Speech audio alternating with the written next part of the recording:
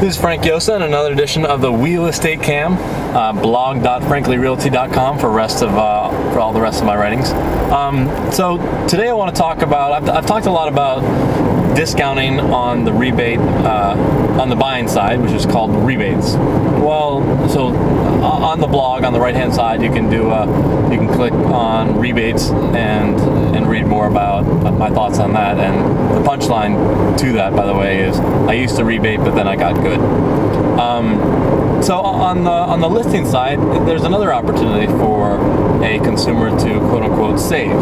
And on that side, the listing commission, there's two components to a listing commission. There's the percentage that's offered to the buyer agent, and then there's the percentage that is offered to the listing agent, the agent that's responsible for listing the house, selling the house. First of all, I want to let you guys know about one trick that a lot of the discounters will do is they'll quote you the total price, the two commission sides put together, and then without letting you know, they're slicing off the buyer agent side. And sure, you can have a bunch of data and stuff that might prove otherwise, but I think it's really sneaky for a listing agent to give you this this total price, and then they go, oh well, we're just splitting it down the middle, and we're giving the buyer agent less because we're making less. Why not? No, it doesn't work that way. First of all, you have to disclose to the seller that you're going to do that. Hey, Mr. Seller, do you mind if we give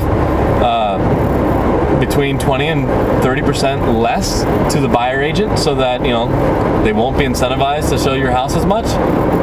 If the seller says, yeah, sure, that's fine, then that's fine. But what I don't like is they try and pretend to be, if one agent is at this price, and we're not allowed to talk about percentages, by the way, so that's why I'm being all annoying, and I don't like talking about chickens. Some people say X number of chickens instead of percentages. So if one agent is here, and another, for the total commission, buyer agent and listing agent commission, one agent's here, and then another agent is down here, but then they don't disclose to you that they're offering less to the buyer agent. They're basically not as discounted as you thought. You thought it was a certain percentage off, but it's actually half that because they actually swiped it from the buyer agent side.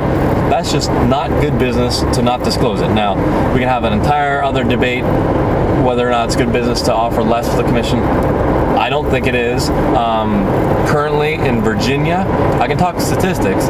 In Virginia, about 90% of the time, it's 3% that's offered, and then I would guess about 7% might be 2.5%, and then the rest might be 2%. And a lot of that 2.5% and 2% is for bank-owned properties. So for a listing person to claim that they're discounted, and then be part of that 7%, be part of the group that's offering 20% less to buyer agents, I don't think is good. And yes, technically a buyer agent is supposed to show you everything, but in this business, there are going to be many agents that are going to see the difference in the commissions and not be as inclined to show a client your place, or if they're between two houses and the client turns to the buyer agent and says, well, which one would you buy? Which one do you think is best? And the buyer agent's thinking in their head, well, over here I make a certain amount, over here I make 20% more. Human nature sometimes kicks in. That's why my buyer agency agreements freeze the commission of what I'll be making. And that goes both ways. If they are trying to shortchange you, hey, I'll still show you the property, but the buyer technically pays the difference, and that's usually made up for in terms of seller paid closing costs can be used towards the buyer agent commission to make up the difference. But that's a detail we can go into later. But then, what was I saying? Sorry, this is all live. I don't have notes or anything. But also on the flip side, if the buyer agent is bribed, like I got the other day for a $1.3 million property, a 4% commission, that extra percent goes back to my buyers. I'm not going to be bribed to show you one property over another property. That makes no sense. That's your money. You're the one that's writing the check or sending the money from your bank to the seller's bank. You're the one that's paying for it. It's just, I don't think it's right to accept bribes. So what I was getting at with these listing agent discounting is A, watch out for this trick.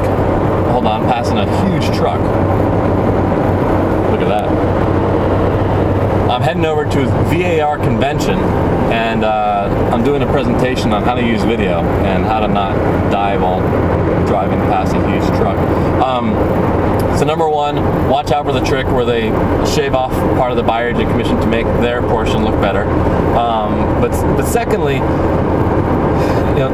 there are these what they call discounted full service agencies. They claim to be full service, yet they discount, which is fine. There's nothing wrong with that.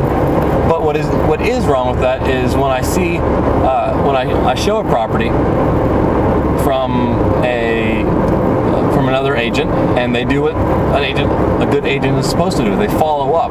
They say, what is your feedback on the property? Any suggestions?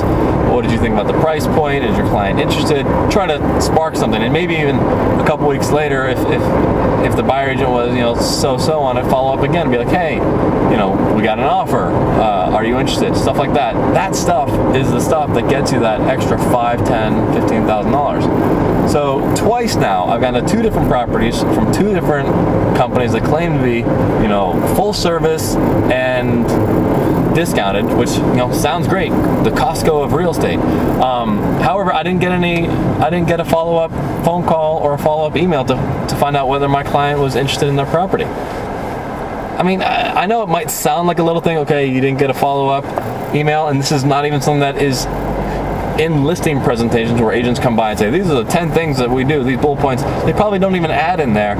We'll follow up with every lead. We'll follow up with every person that walked in the door to see what they thought and spark something, because that stuff matters. I've had clients that have been on the fence thinking about it, and I get an email that's like kind of inviting feedback and inviting dialogue, and I kind of show it to my clients, and the clients have me send a reply, and guess what?